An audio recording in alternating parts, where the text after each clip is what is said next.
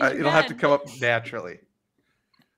Welcome back to Lombardi Sweep, Packers podcast powered by Flurry Sports. We're talking about Packers draft targets on the defensive side of the ball this week.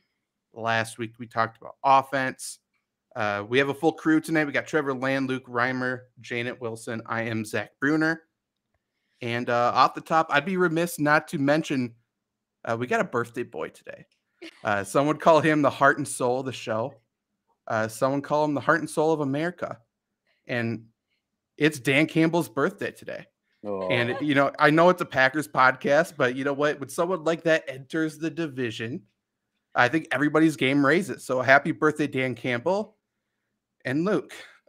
So wait, is it actually Dan Campbell's birthday? Yeah. Congratulations to you, actually. You share the birthday with him. I also share with Dennis from It's Always Sunny in Philadelphia, if anyone's watching the show. No. Love that So what show. are you? You're an Aries? That makes sense. Great Let's question. get into it. Oh, Josh Gordon, too. Josh Gordon. Also, I'd just like to point out, shout out Dan Campbell. His wife is very attractive and seems like a very nice lady. Shout out to her. Shoot your shot. Hey, I'm just saying. Haven't seen her. I've been too focused on Dan Campbell, to be completely honest. I've been too focused on Jared Goff. Although I honestly I don't know if this is the right person, because it says she's married to Campbell, but she's graduating Stanford in 2022. So I don't think that's the right person. Probably not. But you never know. I'm sure she's beautiful anyway. Shout out Holly Campbell, if that's even your real name. Off to a hot start on the show. Yeah, last week we talked about offensive targets, which I think is going to be the majority of the Packers draft, I would assume. And it's the majority of the Packers draft needs. I think most people would agree on. So if you wanted to know who we think the Packers should target, definitely go listen to that. A lot of Jason Poe talk, which is now heating up, which is good. I'm glad he's catching on. A lot of good analysis from the people out there who listen to our podcast, I think. But yeah, so we're talking about defense today. And so I guess draft needs on the defensive side of the ball. To me, it's pretty much like edge and then depth everywhere. Does anyone disagree with that? Or do you think there's a bigger need than that? I mean, I think, you're right. Edge rusher. If we're going to, start tearing off depth, I would say corner is probably a big need for depth.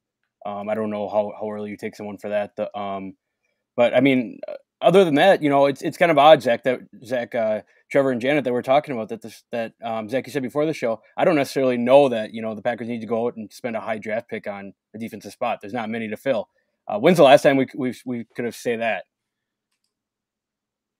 I think the bigger issue is that there's so many massive holes on offense where we're kind of distracted by it. If it was a normal year, I'd be like, yeah, hey, maybe we should get a slot corner. Hey, yeah, maybe we should get a true linebacker too. But at this point, I'm like, hey, let's get somebody to catch a football. Like, that's kind of where I'm at with the Packers, personally. But, yeah. So I think we're going to go position by position. And at least for me personally, once we get off of edge, I think a lot of my thought process is going to be tied to special teams. So I guess keep that in mind when I say, hey, Packers need to draft this 5'8" cornerback. I understand he's probably not going to be a great cornerback, but maybe he's good on special teams. But starting at edge, we talked a little bit before the show on some of the top prospects in the draft, some of the guys who are more flashy, some of the guys looking to contribute right away, who would be great additions to the Packers for sure. Personally, I just don't like the Packers drafting edge rusher first round. But I guess if we were to draft a edge rusher, say 28 or something, say we got the wide receiver we want early, and then we go 28, we go edge rusher, which is best available. Trevor, you brought somebody up, but who would be your top target if the Packers were to get somebody who fell or something in the first round of them? Probably Jermaine Johnson, Florida State. He just seems like the right fit. I don't know a whole lot about him, but he just looking at him size, looking at him, I think he's got decent speed too. He just seems like the best guy out there. He's from Florida State. I trust their products. He just seems like a good fit if he falls. Now, will he? I doubt it, but he's definitely a guy at 28. If he's there, he can do a heck of a lot worse. He's been kind of a popular. I'm sorry, I'm doing two things at once. He's been kind of a popular guy to fall in drafts, and I think he's really, really good. I think he might be. You can make an argument he's like the third best edge rusher in the draft. I think he's a better 4-3 guy. And obviously a lot of defenses in the NFL are, playing 3-4 now. So if there's a team who wants their defensive end to stand up, I don't think that's him personally. So like he could fall. And if he's there for the Packers, obviously the Packers run a lot of 3-4, but they mix it up. And they're fine with going 3-4 with the outside linebacker with a hand to the dirt anyway. So if he's there, I mean, fuck it. We need to draft him. Like, we need somebody who can complete a sack at this point, in my opinion, too. Rashawn Gary, I'm not calling him a bust like everyone thinks I am, but, let's get some sacks. Let's not hurry everybody. But Luke, Janet, do you guys have an opinion if the Packers were to get someone to drop at 28? Is there someone you would want the Packers to target at edge rusher early? I came in with the same mindset, kind of, Trevor bringing up Jermaine Johnson there. I think in my mind, I know we had just talked about the pass rushing, probably, the first position you have to draft on defense, right? Can Rashawn Gary replicate what he did last year? It'd be great. It'd be great if he, could finish better, because Rashawn Gary didn't have a terrible year last year. I wouldn't say he had an excellent year either. He had a year for himself. Zadarius Smith's gone, and Preston Smith, getting older, he's kind of that in between. He kind of plays in the run defense, can get sacks, maybe drops back a couple bit. That's only going to last you, how long? It makes sense, like Trevor was saying, to get a nice young guy out of Florida State, where big time school, you can kind of trust them a little bit, and maybe get someone early and just kind of, I don't know, just got to get after everyone. I don't know. This gets me so excited talking about new players Packers can get. Janet, are you of the same thought? Yeah, okay, so I'm gonna be real honest. Like, I haven't really kept up with a lot of the college football stuff. I've just been doing my homework lately, but especially because I've been dealing with school. But I'm looking at the rankings right now and the available guys, and I think, I'm going to have to agree with Trevor. Honestly, I'm on the same page you are. I think they should address special teams first. So that's what mostly my notes are, but I agree with Trevor. I like him. Ooh. And I like him too. I like a lot of people in the first round, to be completely honest. There's some good edge rushers early. I just, I'd rather the Packers trade back than draft a for sure edge rusher. And that with Jermaine, yeah, go ahead. I'm sorry, and that I just want to talk about kind of draft position again. I know when we've been doing the mock drafts, they're kind of the Packers are kind of in that odd spot of, should they reach on a second round receiver, or try to trade up and get one of the studs. Does it feel the same to you as kind of edge rusher area too? Where they are, yeah, where it's kind of a spot where you don't want to reach on someone big, and you don't necessarily want to take a second or third round talent at 28. Yeah, like Jermaine Johnson, I think is the only person who could possibly fall to that spot. But then once you get into that next edge rusher group, everyone's so limited after that first tier. Like, they do one thing really well. Like, do we want to draft a first round guy who is a specialized player? Like, he's only a speed rusher. He's only going to be a third down guy. Like, I don't want to do that. If I'm drafting someone in the first round, I want them to be an every down contributor. For sure. I'm not looking for Jordan Love. I'm not looking for one of these projects or something like that. Like, first round players need to be contributors. That's just what they need to be. And just quickly with Jermaine Johnson, you guys say he's a Florida State guy. I just want to make sure that's known. Like, he played at Florida State one year. if you watch like Last Chance U, if you know who Coach JB is and stuff, he is one of Coach JB's players. Like he's a JUCO guy who just continued to work his way up. So like high character guy. I mean, like hard worker. Like he's, in my opinion, he's the complete package. I think he's a stud. I have a confession. Yes, I've never watched The Last Chance U. I would watch seasons 3 and 4. Okay. I think that's with Coach JB. It's It gets solid. me so pumped. Right? It's so good. When I watch it, I'm just like, oh, I have to go to the gym or something. Like, I don't know. It just wants me to. I have to get. Gotta run Oklahoma's with my 3rd graders. As someone who likes to get pumped, kindergarten. That makes them more safe. Who likes to get pumped up, I will take Janet's recommendation to heart. Yeah, it does get you really pumped. It feels like they're yelling at you to do the drills. Ooh, I don't know if I like that. It's just like Friday and crying. just like Friday Night Tykes. I like watching that one too. That's the one with Snoop, or no, that's Coach Snoop. I don't know. I haven't seen that one. No, I've never seen him on Friday Night Tykes though.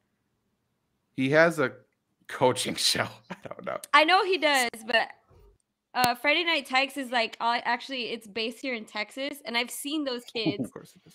They're hardcore. They're hardcore. Those are the Oklahoma drill kids. Yeah, exactly. Those are your alumni. What happens when you butt heads in kindergarten? Yeah. No kidding. Quickly, Randy336, thanks for joining us again, asking if the Packers should get a tight end. And I'm not against that, especially like it has to be like a pure receiving tight end, in my opinion. Just because Robert Tonyan obviously not going to be ready right away. We still got Mercedes, we got DeGuara, but they're not really receivers. I wouldn't even think about targeting a tight end until maybe round 4, like 4 or 5 is probably where I would do it. Unless Trey McBride like drops into the 2nd to where the Packers are, then I guess go ahead and take them. But do you guys have similar or different opinion on tight end? Yeah, I think we talked about you only need him for 6 games until hopefully Tonyan comes back. Tonyan, I will always call him Tonyan. No. But right, you know, because when Tonyan comes back, he's going to be the number 1 on the depth chart at tight end.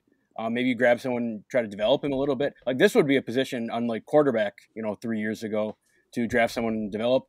Maybe a 4th round guy, 5th round guy, take him under. I know Tanyan's not a big vet, but take him under his wing. I mean, you have Rodgers for at least 2 years. It can't hurt.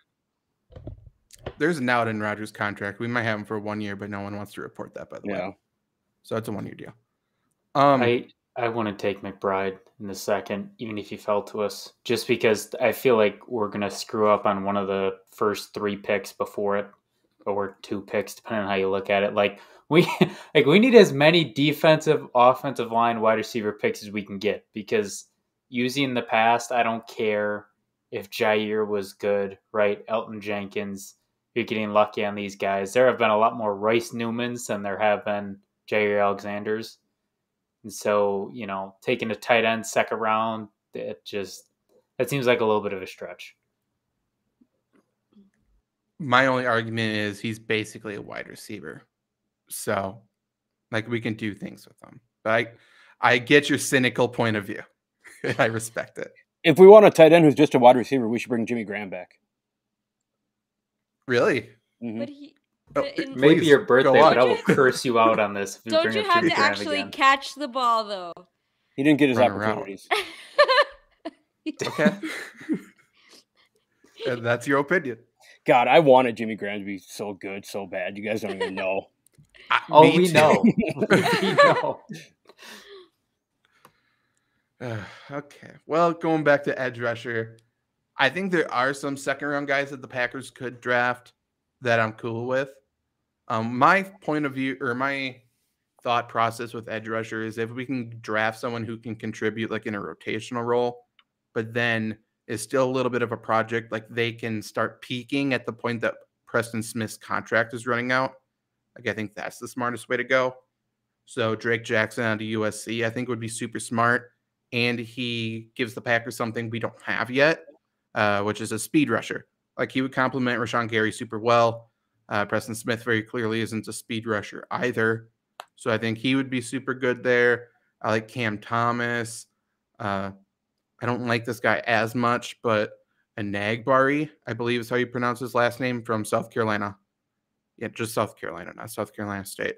He's more of a power rusher, and people are like trying to force feed him to gain weight and play D tackle. So he's more of just like a strength guy. But like all those guys are projects. All those guys are limited. All those guys could be a starter someday.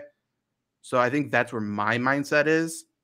Otherwise, if you can take stabs late in the draft on like an Alabama or a Georgia guy and just say, fuck it. But like, if we need someone to contribute, I would go second round, or I would probably go free agency. I don't know who else is out there right now. That's what I would do. It makes sense, you know, because really you don't need this guy to play every single down. It makes sense to grab someone who specializes in one thing, right? And use his talents for, you know, 1, maybe 2 years, and then figure out what to do with them after. If you're truly going all in once again and going for a Super Bowl.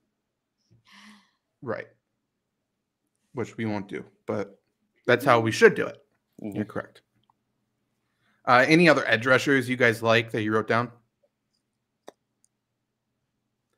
Oh, yeah, we talked about, I know when we were doing some mock draft stuff, the guy out of Minnesota, I forget his name. Boye or whatever. Yeah, and you were talking about him before, said you didn't like him. Any reason to that, or, you know, it just doesn't fit his scheme, whatever? He for sure doesn't fit the scheme. He's a 4-3 guy for sure. Yeah. He's slower. With him, like, he has the physical tools to be good, so he probably could be a good developmental pick. But like anybody who ever goes to Minnesota, he was coached so fucking poorly. Like, his football IQ is 0. And I know there's people that listen who I help coach a little bit who are thinking about going to Minnesota right now because they got offers from Minnesota. Please don't go there. Their coaching staff might. This is not an exaggeration. They might have the worst Power 5 coaching staff in the entire nation. They are so unbelievably bad.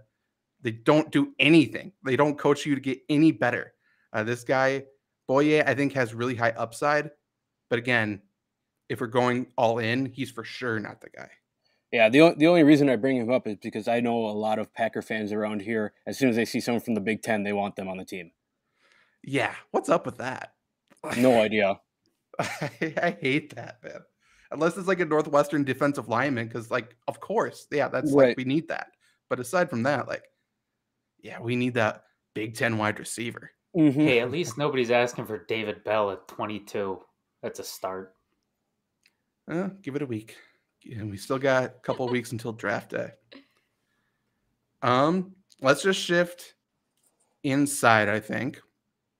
Talk about defensive lineman, interior defensive lineman, whatever you want to say. I know there's some people, and, you know, I understand the argument. Some people are still thinking this is a top need for the Packers. And I guess I don't see that. I put a lot more. I respect Jahan Reed a lot more, I think, is the biggest thing. I think he's a really good player. And I don't think the guys the Packers have are that terrible either. And I think Tadarius Slayton could improve. You know, there's a lot of things. Like, I don't think this is a massive need. I do think the Packers need one more guy. And I wrote down only 2 players, and they're both run stoppers who are their biggest negative from everybody is that they need to lose weight. Like, every draft expert's fat shaming them, but they're really good. But I think, like, that's the only thing the Packers need is a run stopper. Do you guys have anybody else written down that's an early round guy? Or do you think the Packers need to go early round on a defensive lineman if they drop? Well, so I know we talked about it in the mock draft, but I mean, and I don't know if that was just because the mock draft went that way, but Jordan Davis out of Georgia, right? You know, he's the one that everyone got all excited about because he's a big guy who can run fast. Is he someone, you know, if he drops at 22, I know there's holes, but is he best player available? You got to take him? To me, no. Yeah. But I understand it. I just don't get it. I think he's good. I don't think he's a first-round guy. Yeah. Like, he's fast. That's awesome. When's he going to use that? Everyone fell in love with him in the championship? Well, the championship and then the combine. He ran fast. That's awesome. I hope he never has to run fast because that means there's a terrible play that just happened, you know? Mm-hmm. Like, it's such a stupid thing. Like, stop looking at that. Yeah, if you're taking this guy at 22, I think you're doing something wrong. I don't think you really. I don't want to say you don't know what you're doing because I think he's a fine player, but to your point, we don't need a defensive tackle this badly. Like he's a great. I think he's a good player, but also a guy that can only play for like 3 plays at a time. You don't expect a nose tackle to go in there and play every snap a game. That would be stupid, but a guy that you need to sub out constantly in the first round when you have such a big need at wide receiver, like I just don't see how you can look at that and say that that's the option. So going off of that, if he's there at 28 and maybe receiver falls at 22, are you still not taking him at 28? Again, I personally wouldn't, just because I would rather trade back and take like a second round wide receiver. But Fair. Like that's the range I think he should go. I actually think he's probably going to go before 22. Yeah, I do too. I just saying, if whatever happens if he falls. Right.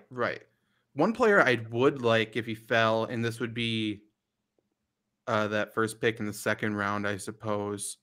I really like Logan Hall out of Houston. He's a guy who played inside a lot, but then he also played on the edge. People don't really know what to do with him. Like he's kind of too small to play inside, even though he had success there.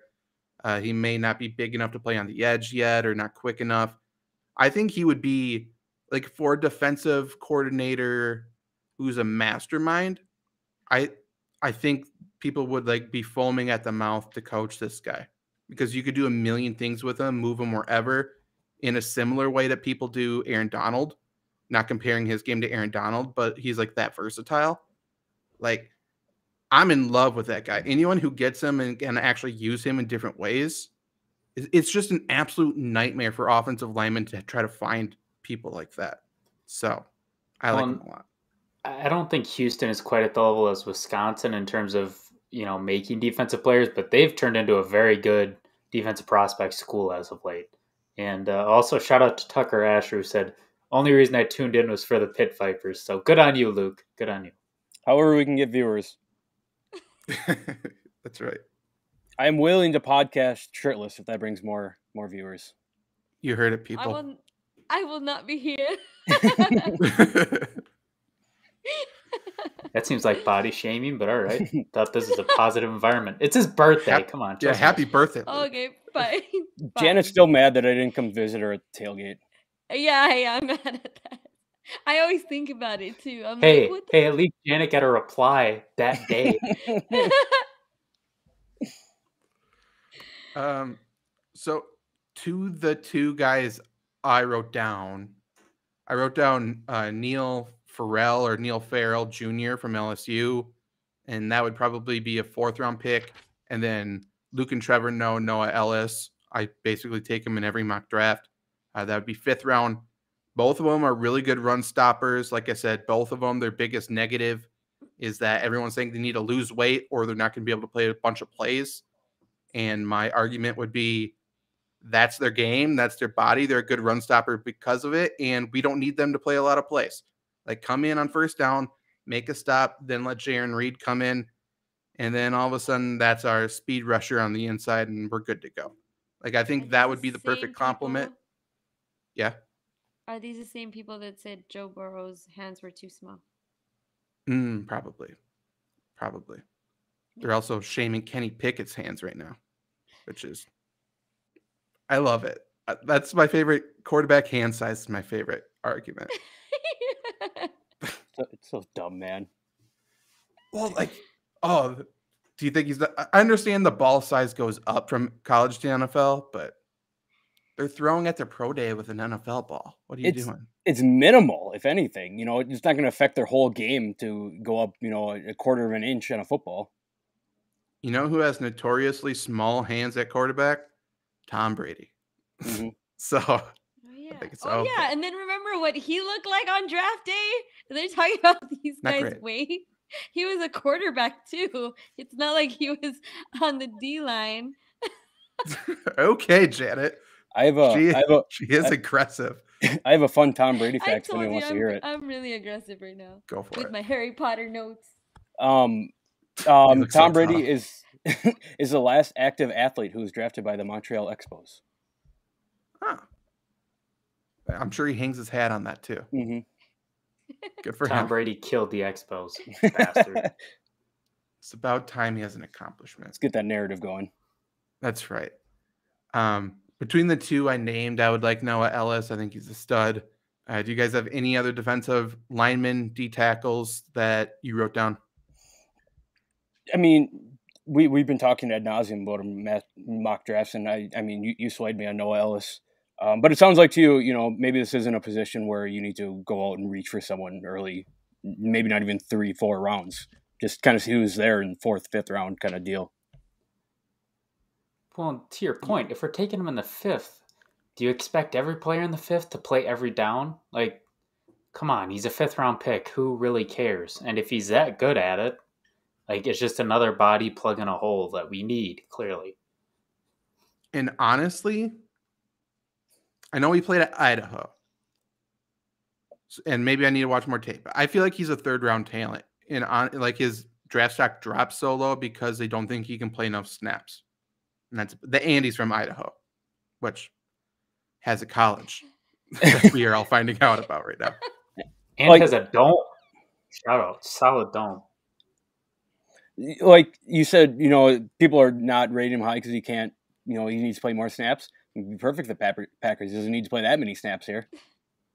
No, just eat up blockers on the inside for the edge rushers. Give Kenny like maybe a down or two of a break. Mm-hmm. Like that's all you need to do. So speaking of the dome, look at this dome. Like it looks like the side of like a warehouse. Potato. Oh. That is pretty sick. Like that's dope. Like, hey, he just goes in there, like just puts in work every day. That's awesome. I love the way Zach said Idaho and potato in a span of like 5 minutes. That's all I know. I'm naming all my Idaho facts. Did you know they got a lot of potatoes? Hey, they got like Khalil Shakir.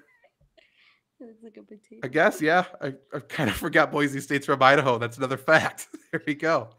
We're killing it. Okay, let's get off of Idaho and defensive linemen. Talk about linebackers. Obviously, Devondre Campbell extended.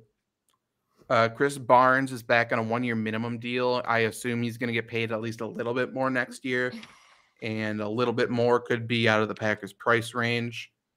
So personally, I wouldn't mind if the Packers drafted a linebacker to sit behind Barnes for this year and become the LB2 next year. That's kind of my thought.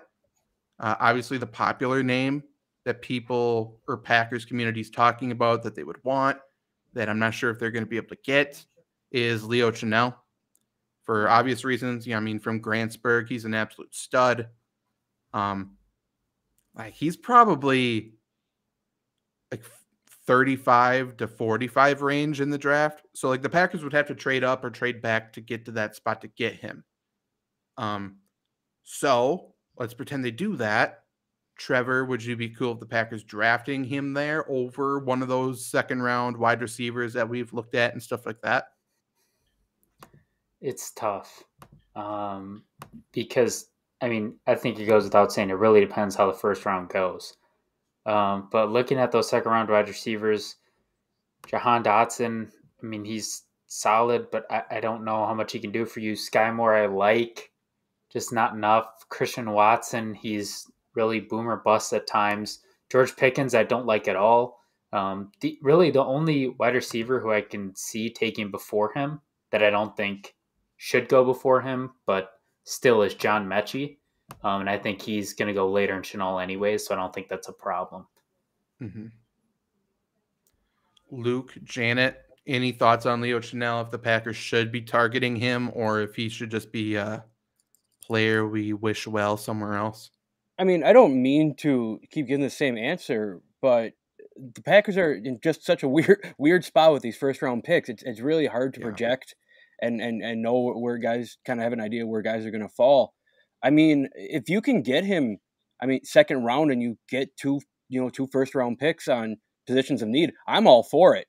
Obviously, this guy can play football. Of course, we're just ragging on the Big Ten, but Wisconsin's not a bad school for Big Ten players to come out of. We've seen how many linebackers come out of Wisconsin recently. TJ Watt, Vince Beagle. There's been a ton of guys. I think this is a good risk to take if he's available and first, second round pick there. Like you said, Zach, it would definitely help if he maybe sits behind Chris Barnes for a year, and then you can kind of get Chris Barnes off the book and roll with the hometown kid. I completely honestly, Leo Chenal's a star though. Like if he's on the team, he's so good. If we get him, he's going to strength. Dude, he was benching over 300, like repping 300 pounds when he was 16 when I saw him. He's different. Yeah. He's different and he's mean. And yeah, I like him a lot. And he can jump. I'm like looking at his stats right now. And he can fly, and he can save birds out of trees. He can. He cured cancer a couple years ago. Tucker Asher, who again, Luke loves the Pit Vipers. I like this guy. He has a question about the interior defensive line. He wants to know if the Packers do draft someone to be kind of a plug and play guy in the middle of the defense, could they possibly be better immediately than Tyler Lancaster? I would assume the question sort of being like, would Tyler Lancaster be disposable maybe? To be completely honest, I think Noah Ellis in the 5th round, I think on a down by down basis is better than Tyler Lancaster. Again, I think Lancaster could possibly play more snaps, and Lancaster has already proven that he can play special teams, like on just like field goal teams, stuff like that, stuff that's not too tough. But like, I think he could take over that Tyler Lancaster role. I agree with you, but I mean, are we even looking to spend money, draft capital, whatever, on a player, who's gonna? I feel like Lancaster did fine, as kind of that run stopper. I don't know that you're looking to completely bring in a superstar to replace him. I mean, if you can get someone who plays as well as he does, I mean, I think I'd be happy with that. Yeah. I like Lancaster as well. He needs to take steps forward, but I like him. I think he did good things. I think people really don't understand how good Jaron Reed can be. Right. Because Jaron Reed is a massive upgrade over Tyler Lancaster. I think he's really, really good. So, yes, we can draft someone even late on day 3 or something that can replace Tyler Lancaster or at least kind of complement him. And I think the Packers should probably get one more player like that. But to your point, I don't think we need to make it a need. If someone falls into our lap or something, go ahead and do it. But back to linebackers. There's a few guys. Like I like Chad Muma or whatever. He's from Wyoming. I think he's going to be there where the Packers drafted second in the 2nd round. Yes. He's like a tackling machine. He kind of just reminds me of Devondre Campbell, to be completely honest. So it's not bad to have another guy who can tackle.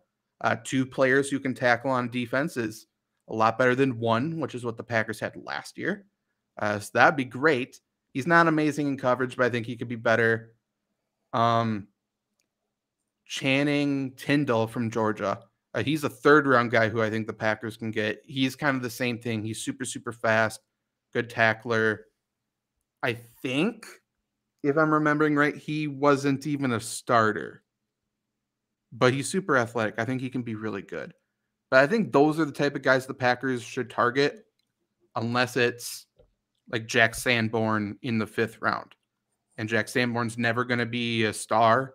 I think he's really good at a lot of things. I think he's one of the best blitzing inside linebackers in the draft, but he's not fast, which is a bad thing. But like he could be infinitely better than Ty Summers, as can all 4 of us. Like Ty Summers is not great, but yeah. I had some. I'm sorry, I just had someone written down too that I don't know if you guys have any opinions on. Damon Clark out of LSU. I think he's kind of maybe an early 3rd round guy. Just from reading up and watching him, he looks fast. He looks like he wants to hit hard, but I think he kind of falls into that area of maybe he needs a year or two of development in the NFL before he can become, a true number one linebacker. There's few starting linebacker prospects in this draft, I feel like. Inside linebacker. Like there's a couple first round. I think Leo second round you can count.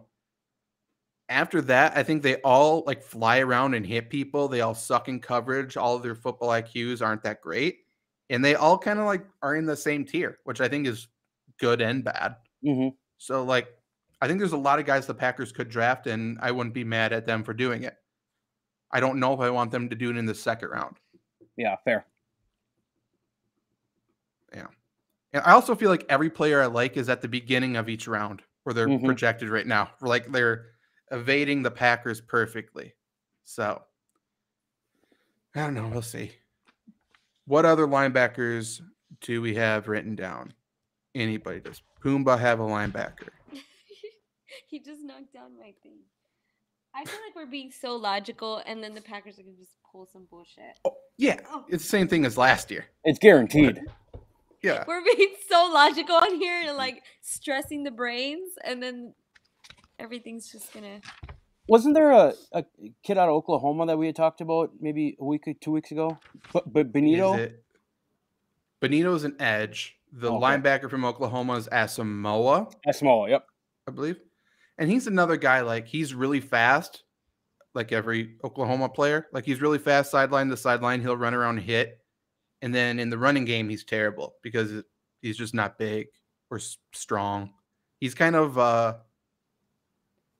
like I would almost label him as like a safety linebacker hybrid. So, Oren Burks, I wouldn't be the. I mean, I don't like the more I listen to Packers coaches talk. I think they want Darnell Savage to almost like in their perfect world, he would almost be exclusively be that star role. It's crazy because Adrian Amos is great in run defense. Yeah. Savage played most of his snaps in the slot in college. Yeah. And as with every early Packers draft pick, we took him and said, hey, we should switch positions. And he hasn't been great. He's been fine, but they keep talking about his potential. So I'm going to guess they're going to switch positions at the end of his contract. He's not going to perform amazingly well because he's switching positions. And then they're going to sign him to a cheaper deal because he's struggling a little bit. Like, I feel like that's the Packers' chess move with a lot of these players, which makes no sense. And then they go and have all pro years on the Cleveland Browns. Yeah. Or, Casey Hayward with the Chargers and Micah Hyde. Yeah. Holy Micah shit. Hyde. Even Morgan Morgan Burnett had a good year at Pittsburgh. Yeah. Yeah. But, if we have no more linebackers, we should talk safety before we talk corner, because I think corner, there's probably the most to say. Maybe. I don't know. But safety, like I was saying, I think the Packers want Savage to play in the slot at the star, whatever you want to call it, which would mean we should look for a true free safety, someone to roam the field a little bit. But then the other part of this is Amos is playing on his last year of his deal. Next year, he's owed $8 million, even though he's not on the team. So the Packers could draft a strong safety to learn and develop, and then Amos is gone next year. So safety is a true need, just not necessarily for next year unless Savage is playing in the box so he can get hurt immediately. But I wrote down a couple like true free safeties that I think make some sense at least. I have Kirby Joseph out of Illinois, which would be a third-round pick. I have J.T. Woods from Baylor, which is probably a fourth. And then Verone McKinley, the third, is probably a fourth-round pick. He's out of Oregon. Those are like true free safeties if we are moving Savage. What do you guys have? I know there's a couple trendy first-round strong safety picks that some people are going with. Do you think the Packers should look at that or no? You're muted. I think the four of us are in the mindset that, the Packers should not go with trends in the first round. They should go for what they absolutely need. And I think, we come to a pretty good conclusion that it's what receiver, tackle, maybe an edge rusher, if something falls wrong, whatever. So no, I do not think. I think that this is another position that you may be able to wait on a little bit. I'm happy you brought out the guy from Oregon. And I was going to ask you, Zach, tell me why I shouldn't like him. Like, I think he's really limited in terms of he's not versatile. Is that a huge problem though? No, right. If he plays that specific position, but if he's just backing up Savage at free safety, I mean, then it's kind of worthless. But that's fair. Man, like this Packers defense, with the way they're talking about how they're scheming it up, makes me so excited in certain ways.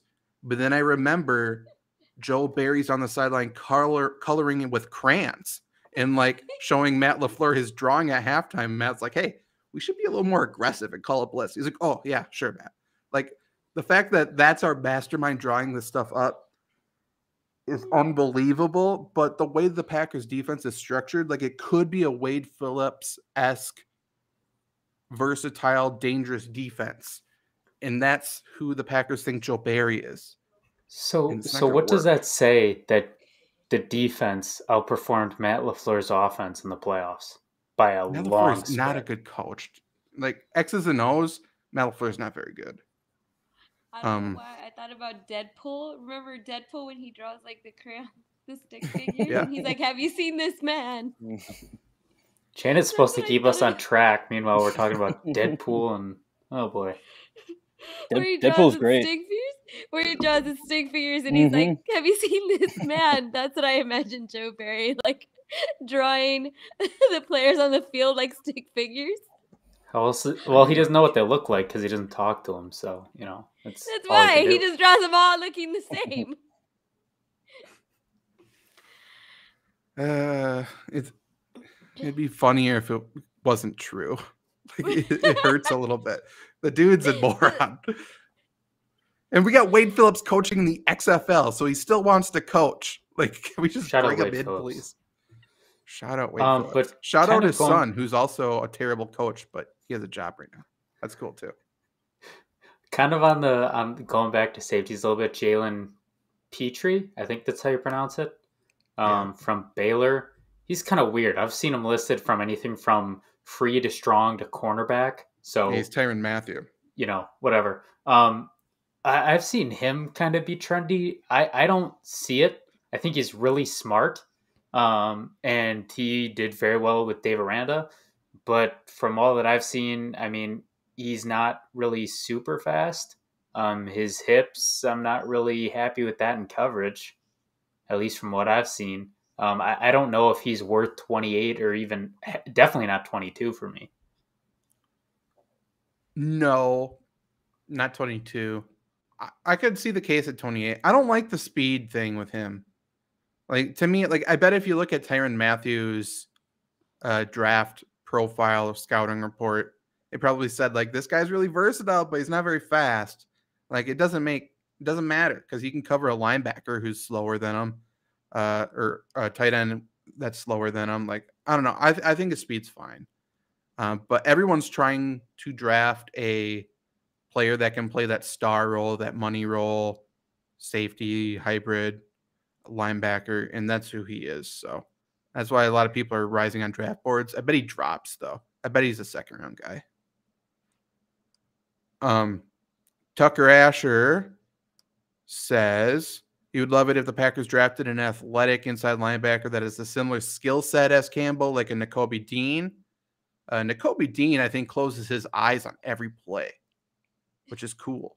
But he like closes it and runs as fast as he can and hits somebody. And it may not be the ball carrier. Like it would be great to draft another Devondre Campbell. I think it would be better to draft someone who does things Devondre Campbell doesn't do. Yo, what if we get Nakobe Dean just to help Royce Newman, right? Royce Newman can't block anything moving, but he can if it's running right at him. I don't think so. I think that's false. Royce Newman's a lost cause. The only problem with that is that Royce Newman blocks his own blockers on screenplays. That is true. It's unbelievable. Like he's on ice skates on every play. He's dangerous. It is fun seeing him get his fat ass out there. Like, what are you doing out there? Come on, man. What are you doing out there? He has good athleticism to get out there, but he doesn't take. He is not like he's inconsistent with his blocking. He's very consistent, and he always hits his own player. It bugs me so much. That's might be my biggest pet peeve for offensive linemen. It's being an athlete. When they say for offensive linemen, just at least block someone. I think he's doing less than blocking someone. Blocking own guys. He's making tackles. Right. He's taking it to heart a little too much. He tackled Kurt Benker in the preseason twice in a row. He has -2 tackles. Oh, man. He stepped backwards on Aaron Rodgers' foot against the 49ers on a run play. But he's Chris Collinsworth's guy. So good. He has like a 98 card in Madden, by the way. Why? I have no idea. That's a joke. The other trendy safety pick for the Packers, and again, he's a strong safety. And I think there's a lot of the early safeties in the draft, I think are strong safeties, which again, if you're drafting an Amos replacement for next year, fine. But I would really like to go all in once, maybe. But Lewis, I don't know if it's Chine or Sign, whatever, from Georgia. He's a really, really good player. He's going to go in the first round, most likely. A lot of people have the Packers taking him. But I guess I don't know what the best case scenario is with him. Like, best case scenario is he's a starter not next year, the year after. Like, maybe he could start alongside Amos, but again, that doesn't really help us for pass defense. I don't know. What's your guys' thoughts on him? I mean, like you said, is there really a spot for him? I mean, Packers, if it seems like a good pick, right? If the Packers want to win and rebuild at the same time what they're kind of doing, this seems like an all right pick. Like you said, maybe he needs a year or two. Maybe once Amos is gone, you can get him in the starting lineup and kind of pair him with Jair, Eric Stokes a little bit, see what happens.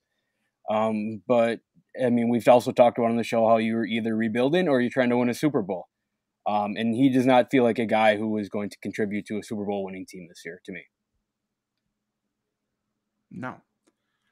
Like, we've said that. We've also said a million times, and it's true. Every general manager wants to win 10 games every year and not necessarily win 11 games. Like, they don't want to win any more than 10, really. They want to win the division because that's job security.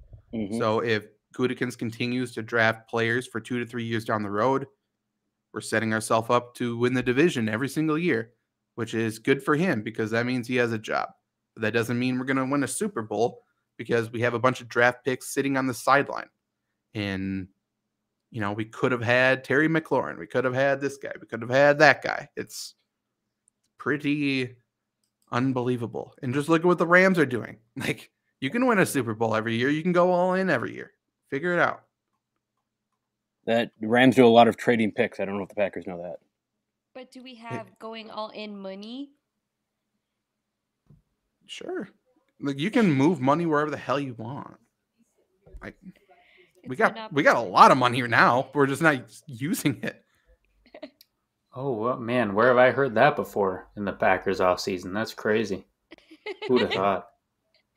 Okay. Can't wait to restructure Dean Lowry after the deadline. That's going to be fucking fun. What was that? I remember everybody said, great move. And I'm like, yeah, maybe 3 months ago. What are we doing? We said at the beginning of the offseason, these are the players that can get restructured. It's going to open up this much money. We can get these people. And then the Packers did it one at a time. So then every turn, they're like, we could sign Odell Beckham, but we don't have enough money. And then all of a sudden, like, fucking a nobody becomes available. And it's like, oh, now we restructure this guy. It's the stupidest thing ever. It's all PR because Packers fans are the dumbest fans in sports. Sorry Not about true. Cowboys. It is true. No, Cowboys it's not. got to be dumber. No. They actually think they're going to win it every year. At least some Packer fans don't think that. I think that's got to be the breaking point. Like, they actually believe in their team. Yeah. We don't need to talk about it. I don't think it's close. Any other safety you want to talk about? Need most of the cap space for draft at the moment. I think we're going to be okay. We should use the draft space. Let's talk about cornerbacks, and I think this is a good spot to look for special teams help. Obviously, I mean, Trevor, you've been writing a lot of the cornerback stuff on flurrysports.org in terms of top prospects. Is there any player that you have wrote about or looked at, watched some film on, that you would want the Packers to target early, whether it's going out to target them or if they fell to you, you think they're too good to pass up on? Yeah, I think the way this draft goes, obviously I think Ahmad Sauce Gardner is going to go early. Derek Stingley Jr. is going to go early. That's not really a hot take, but I think them going early with some of the stuff I've seen from Gardner, with Stingley's injury history, I think Andrew Booth Jr. has a real chance to be the best cornerback in this draft. I think there's some stuff he needs to work on. So I don't think he's a guy that helps you right now. Like this year winning a Super Bowl, I don't think he gets you there. But, you know, Goot always looks 2-3 years down the road at 28. If he is there and you got your wide receiver, I think he's a great guy to take at 28. I really love him. Really the only big knock that I see on him is that experience. And that's a fair one. It's a very fair one, but I've just fell in love with him. And that also might be because there are 2 Washington cornerbacks right around him, and I hate Washington. So that might be a little bit of the problem too. But sorry. Did you know Kevin King played there? No, I didn't. But Kevin King 2.0 and 3.0 names Trent McDuffie and Kyler Gordon are also there. Actually, they're not going to be that bad. Don't do that to them. They're not going to be that bad. They're decent, but you get my point. I hate Washington. Damn Huskies. Get a good mascot. Connecticut already had them. Bunch of bums. I agree. Just with the Husky take? Mm-hmm. I agree too. We're just all agreeing. It's not even a good-looking Husky. It's not a dumb-looking dog. Purple's not a good look for Husky. That's fair. I agree with that part. The rest of it, I'm iffy on. Just one more thing on Washington with the color purple. They're like purple and goldish almost, but they don't pull it off like the Lakers do. They use like a terrible kind of gold. You know what I'm saying? It like just doesn't work. Purple too. Yeah, it's like, too light of a purple. Is it that yellow that looks dirty? Kind of. Like if you're going purple, you got to go dark purple. Okay, that's kind of dark. It's pretty dark. I think it's okay. Joshua Sandoval, apologies if I said that wrong. Says we should keep the Amos and Savage combo and then go for a Cordell float, whatever from LSU. Was that Josh Sandoval? Sure. That might be my cousin. Okay, and it's your cousin saying that we should keep our safeties and then go for the Cordell float, whatever. And I like him. Yeah, I like Float. That's the guy who Trevor skinny shamed. What's Luke doing? I do not Where did this come from? So, what is this episode about? We've already I didn't skinny shame this guy. I don't think he's 175. I said he's like one of me. He's like me. You like dismissed him. Like he can't play in the NFL. Like this guy's too skinny. I didn't say that. I said he can't play in the NFL 175 though. Yeah, well, he could, sure. but not to the best level. I do not like Josh Sandoval because his profile picture is Trey Jones screaming at Cole Anthony. Did you blow up his profile picture to see what it was? No, that's why we got super close. Yeah. Looking at corners, I did write down the LSU guy. He played all over, mostly in the slot, and I do think the Packers need a true slot corner. I think doing it by committee is dumb because we're kind of assuming we play like a man hybrid and just follow people there, which I think is super dumb. And good offensive coordinators will be able to scheme good players like Jair Alexander completely out of the play. So I don't like doing it. I'd rather get a true slot, which he is, and he's like a 5th round guy. So if he's there in the 5th round, we absolutely should draft him.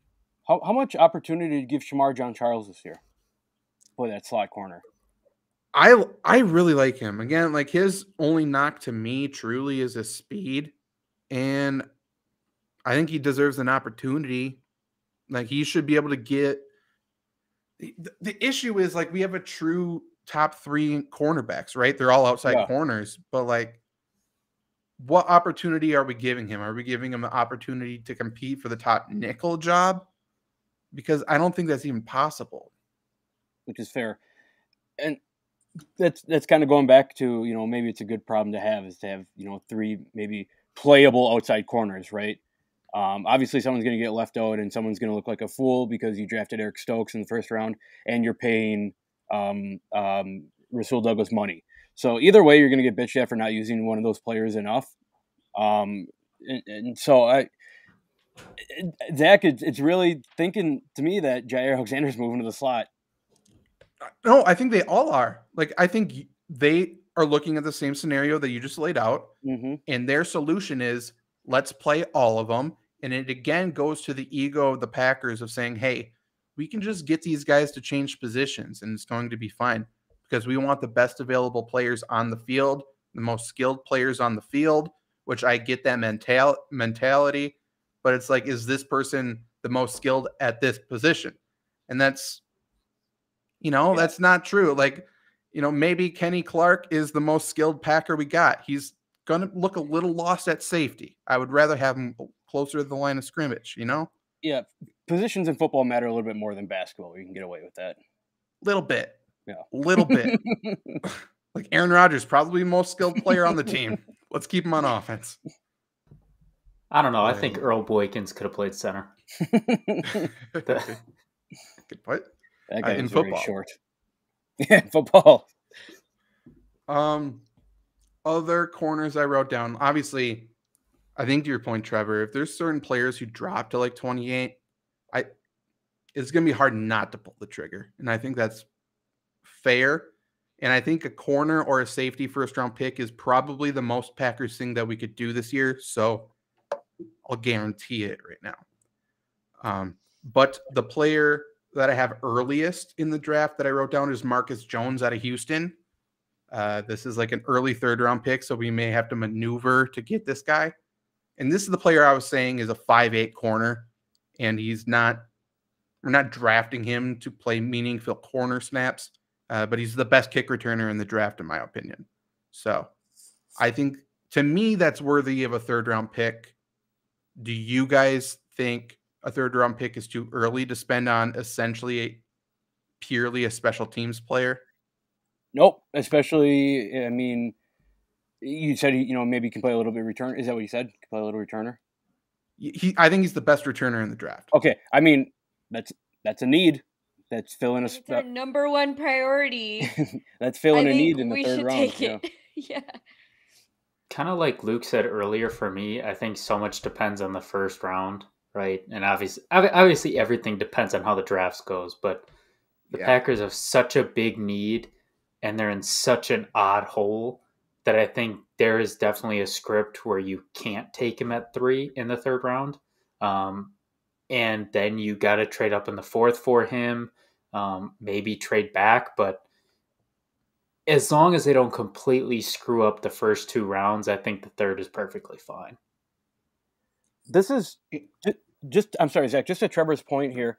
This is, I'm sure it's very tough to predict what the Packers are going to do in this draft, right? I mean, not many teams are in a spot where they're, contending with 2 first-round picks while also still kind of rebuilding with kind of, still throwing money around. You don't know what you're going to get. You know what you're going to get out of your quarterback. You don't know how long he's going to be here. It doesn't help that there's, media writers creating drama out of nothing, out of a guy going to Hawaii for a month. Packers in a very Packers in a very weird spot, and I understand why it's very difficult for people to predict what the Packers are going to and what they should do in the draft this year. The new Rodgers story is that he's not going to go to voluntary minicamp, as has been the case every year. He's been given a choice, essentially. And every Karen on Facebook is saying he needs to build the chemistry with his receivers. And they forget planes go to California.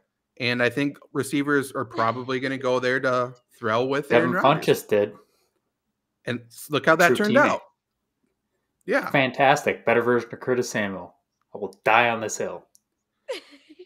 Strangely enough, Curtis Samuel contributed the exact same amount as Devin Funchess to the Packers this year. So it's hard to argue. The other third-round corner, I guess I have two.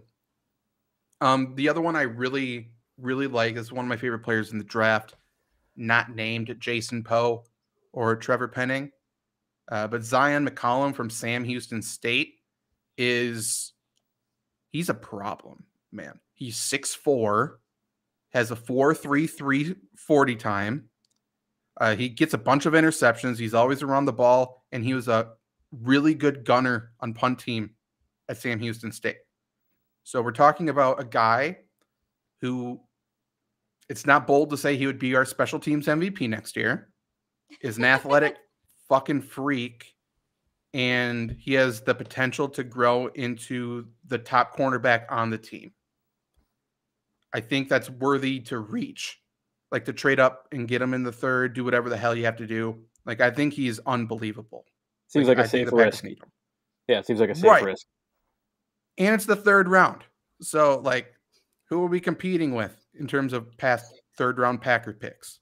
Ty Montgomery.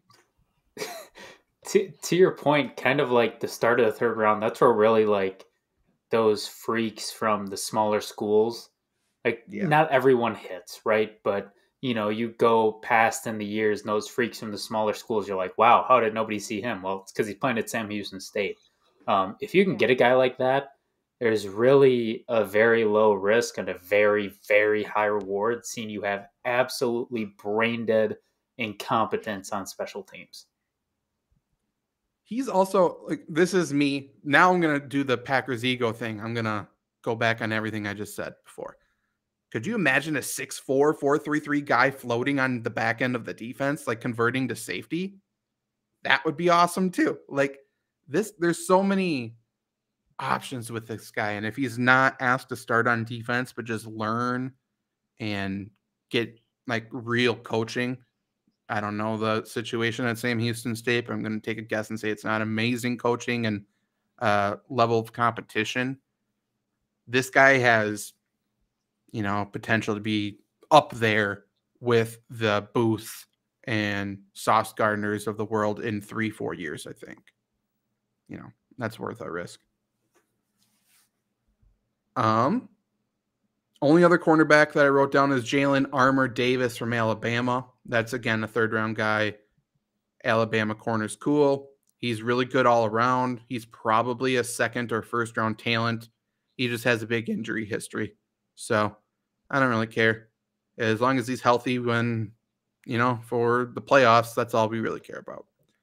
Yeah, Luke? Here's a question. I guess not really regarding the Packers, but, okay, Alabama produces a lot of NFL players, right? What do you think is their strongest position group that they produce? Probably cornerback. Like from top to bottom, like the entire every class of position. Yeah, every player who played at that position in Alabama that's in the NFL.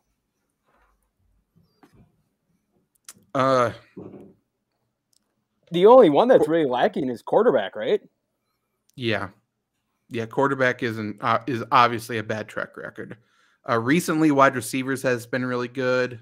Mm-hmm. But overall, I mean, Nick Saban's a defensive back guy. Right. So. Makes sense. Yeah. Linebackers, they're all the same. They're all run stoppers, but they're good at that. Mm-hmm. I mean, of course, people are going to say running backs too. I'm very surprised that Mark Ingram's still in the NFL, by the way. I can't believe I think so is Mark Ingram. Mark Ingram, yeah. I know I said he's also surprised. Oh, yeah, right. Did you think he'd have as good of a career as he has? No, not at all. Not at all. I thought he'd be a bust. Yeah, for sure. Is Alabama really that good at running backs? They get guys to the NFL, I guess is what I'm saying. Like, they have a giant offensive line. Fair. Which, I mean, granted, Wisconsin has, but it seems like Wisconsin has been a lot more productive. Wisconsin running backs are way, way better in college. I mean, some in NFL too, obviously. But, like, Wisconsin's for sure the best running back college. They're for sure RBU. I don't think that's a debate. I think Alabama just has a couple extreme outliers that are which really is good. fair. Which I for would sure. agree. For sure. Yeah, I don't know. Shout out to Melvin Gordon for being a stud in fantasy for like 2 years, but being not that great on the field. Hey, I so disagree with that take. Also, shout out to Melvin Gordon. It's also his birthday today. Is it anybody's like birthday a different day, or does everybody have their birthday today? My aunt's birthday is today. Mm-hmm. My birthday's not today. Thanks, Janet. We appreciate that. We didn't know. I think the Titanic sinks on April 14th. You think it does? Are you calling it? Are you predicting it? It does, as in the future? How do you know? No, How I do you meant the know? anniversary of it. It's either the 12th or the 14th, and one of them is when Lincoln gets shot too, either the 12th or the 14th. We're talking about birthdays, and here he talks about a sinking ship and Lincoln getting shot. That's it's stuff that happens. You just had to make it depressing. It's also Thomas Jefferson's birthday. 15th, yeah. Okay. He also spoke like a time traveler. Like, it's gonna sink. Yeah, no, it sounded like you're predicting it. Mm-hmm. He came to predict the Titanic, get pit vipers, and nothing else. You heard it here first. The Titanic sinks tomorrow, guys. Hey, at some point in the future, someone is not going to know about the Titanic, and they're going to listen to this episode for some reason, and they're going to hear me break that news. It's going to be heartbreaking. Mm-hmm. When the world is like WALL-E, they're going to find a computer, and it's going to be our podcast on it. And that's the only thing they can use to like figure out what happened in the world in the past. Poor bastards. They're going to have no clue. Just give up now. We're going to know Royce Newman was possibly a blind football player, and then the Titanic sank on the wrong day that Luke said.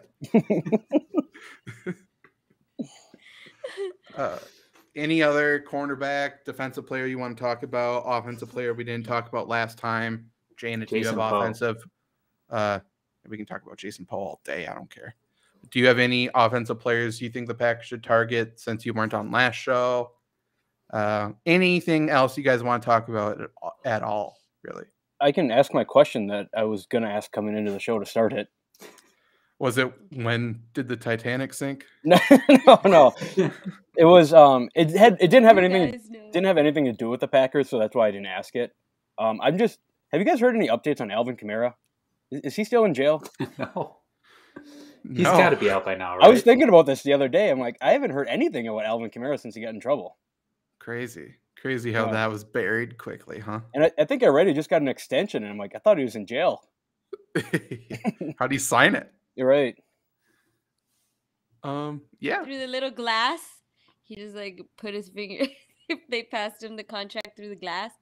What did he do again? It looks like he was freed immediately. Didn't he beat the crap out of that dude. Yeah, he played like punch out basically. I knew he was freed immediately, but don't you think there has to be a suspension? Yeah. Unless the NFL is still investigating it.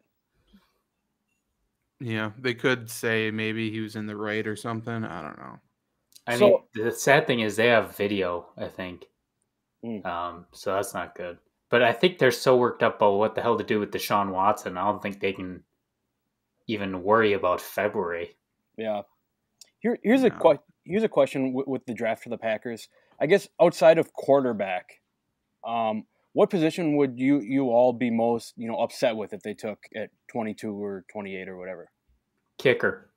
Okay, center. Other than kicker, punter, or quarterback. Center, even though I think Linderbaum is the best player in the entire draft. I don't really want that. I mean, if it's first round, there's a lot of options. I don't want a tight end in the first round. Right. That's where my mind went immediately. Yeah. I don't know.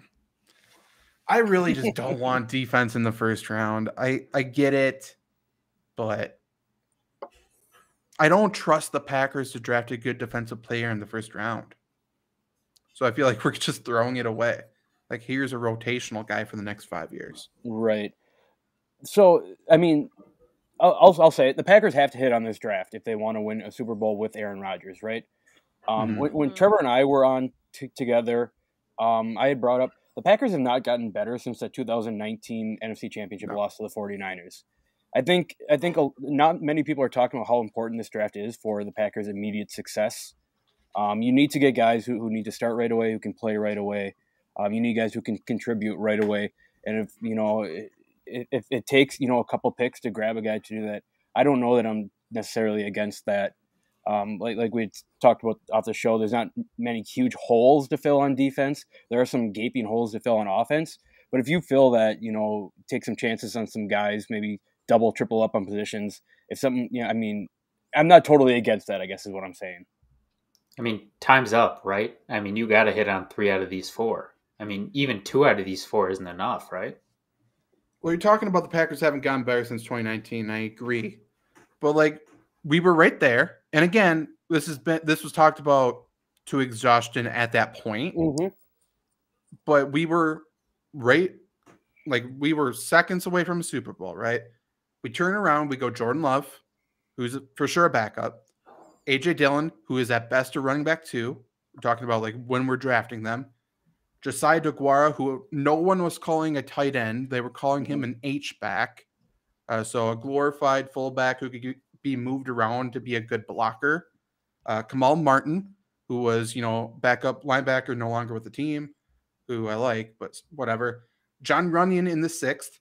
Great pick. But again, that wasn't drafted to be anything. And then the rest are just 6th and 7th round picks. It was Jake Hansen, Simon Stepaniak, Vernon Scott, Jonathan Garvin probably the best pick of the entire draft class.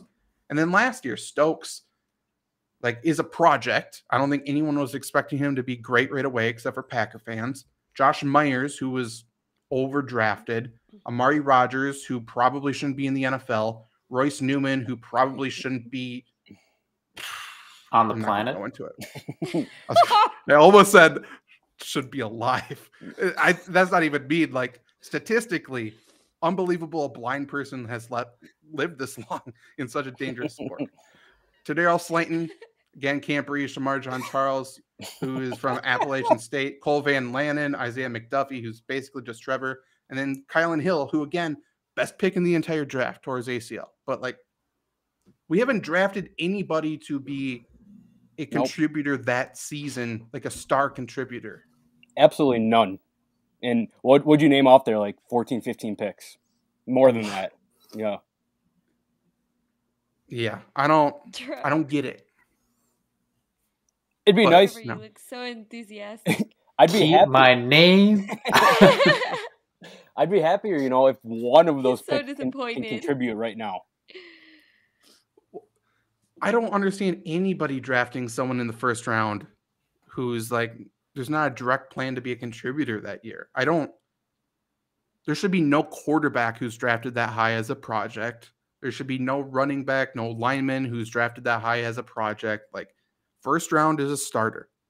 They're filling a specific need for you.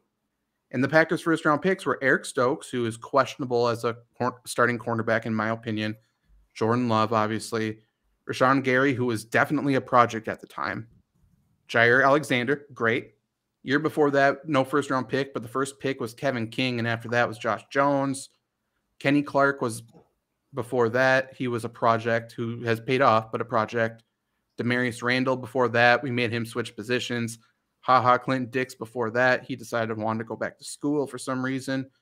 Dayton Jones, Nick Perry, Derek Sherrod, Brian Bulaga, good pick. BJ Raji, where is he? Like, who is Justin Harrell? That was our first round pick in 2010. Like, Well, to your point about Stokes, like, let's say even the Packers needed a cornerback, right? Like, people forget about that draft.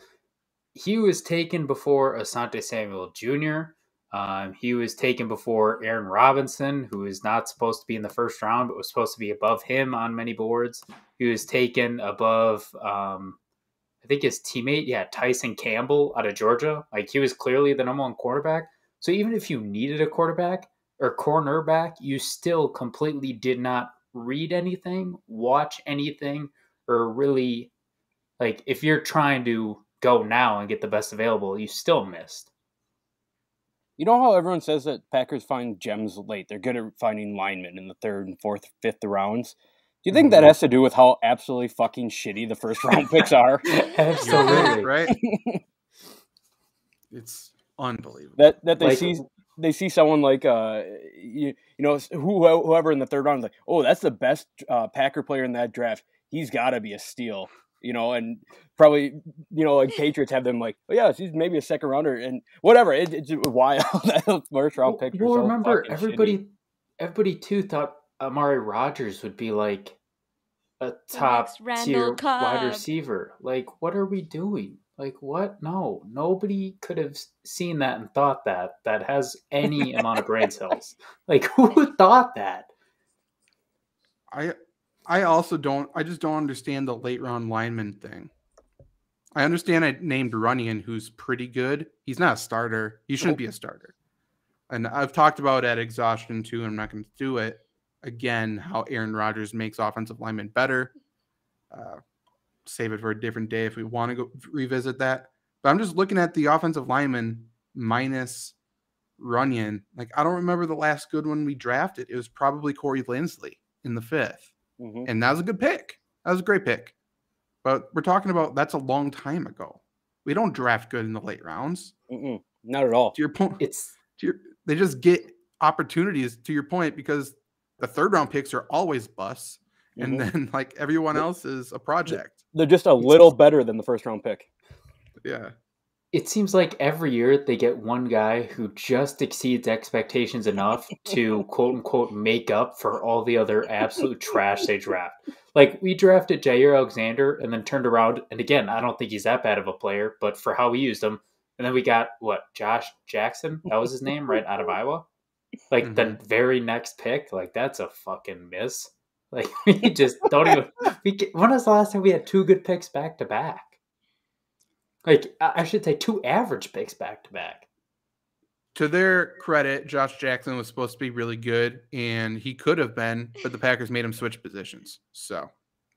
And they moved him back and forth every single year, literally every year. Like, he's a slot, he's an outside, he's a slot, he's an outside, and they make him switch in camp, which is obviously the best time to switch positions is weeks before the season begins.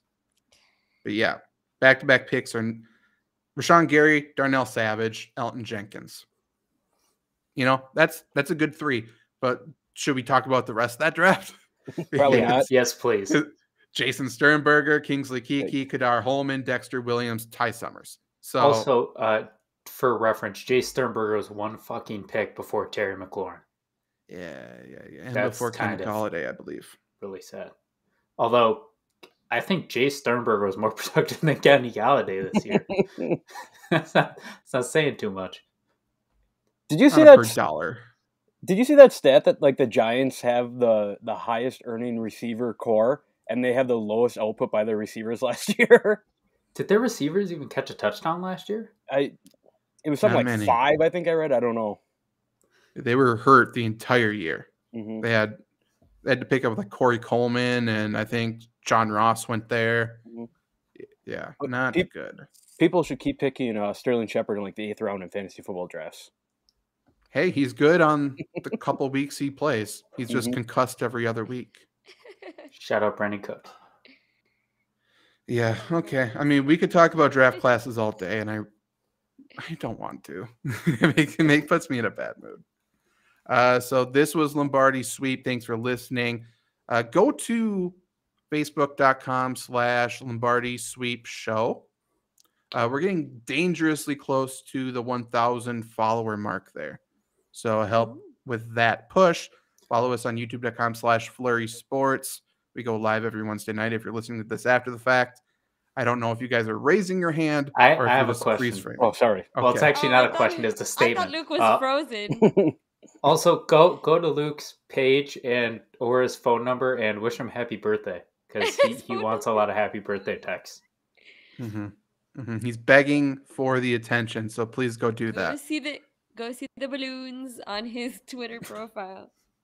Yeah, screenshot it and then tag me and say there's something wrong with his profile. And I will block you. Hey, shout out Awakened Child of God catching us at the end here. It's a good way to wrap it up. Is we want defense line and edge. Agreed. And by the way, Jason Poe could probably play both of those positions at the same time. So let's go and draft him. This was Lombardi Sweep. See you next week.